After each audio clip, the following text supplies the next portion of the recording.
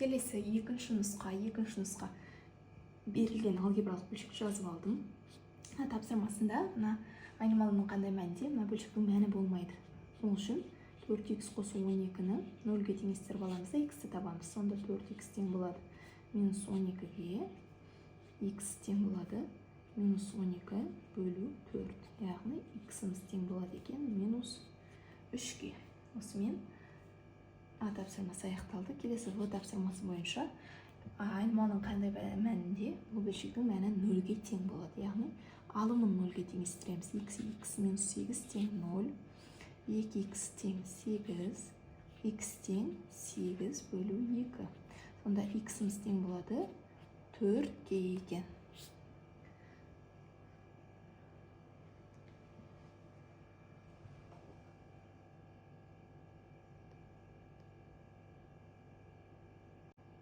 Келесі екінші тапсырма. Екінші тапсырмада бірінші бөлшекті дәл солай жазып алайық. А плюс В. Ал екінші бөлшектің орнына ауыстырамыз да, сонда мына жер плюс болып кетеді.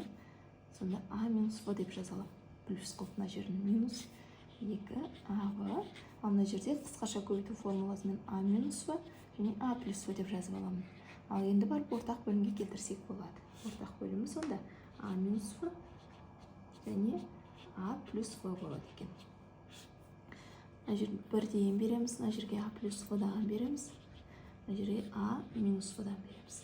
1-ден көбейтіп жазамын. А квадрат минус АВ қосу АВ қосу В квадрат азайту 2АВ. Енді қарайтын болсақ, бұл жерде АВ мен АВ жойылады, қалады екен А квадрат минус 2АВ және плюс В квадрат қалады екен. А минус В және А плюс В. Ал жоғарыдағы, яғни алымы бізге қысқаша көбейту формуласын беріп тұр. Қандай? А минус В-ның квадраты деген. Ал бөлімде А минус В және А плюс В бар. Ал енді қысқаратындар бар, А минус В мен оның квадраты қысқарады. Енді қалғанын жазып қоямыз. А минус В қалды алымында, ал бөлімде А плюс В қалды. Келесі тапсырма.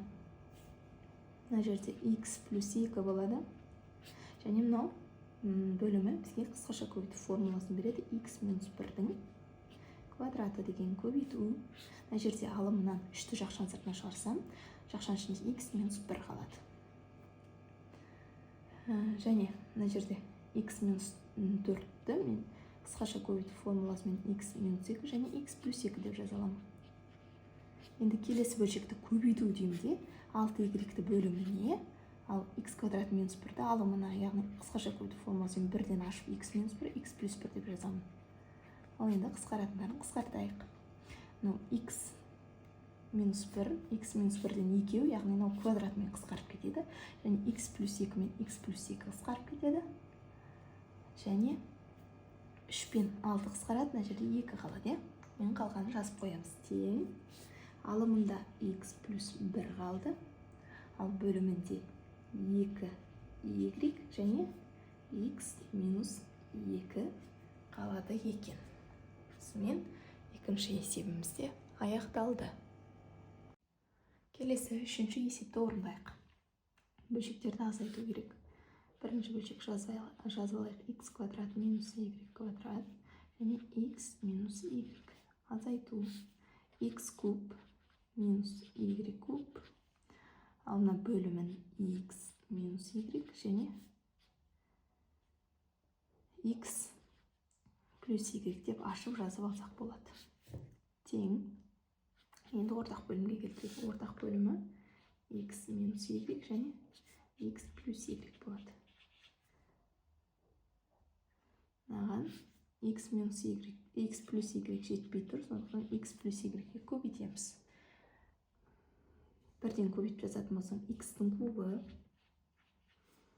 қосу x квадрат y азайту x y квадрат және минус y куб. Минус x куб, ал мына жер минус болғандықтан ол плюс болып кетеді. Плюс y куб. Ал енді қарайтын болсақ, x куб пен x куб y куб пен y куб жойылады. Енді қалғанын жазайын. Қалғаны x квадрат y азайту x y квадрат.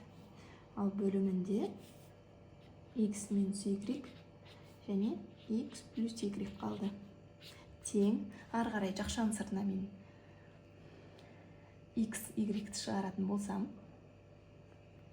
x y жақшаның сыртына шығарсам, жақшаның ішінде мына жерде x қалады, минус мына жерде y қалады. Ал бөлімде x минус y және x плюс y. Енді x минус y пен x минус y қысқарады, қалғаны. Алымында x y қалды, бөлімінде x қосу y қалды. Осылай үшінші есеп аяқталды.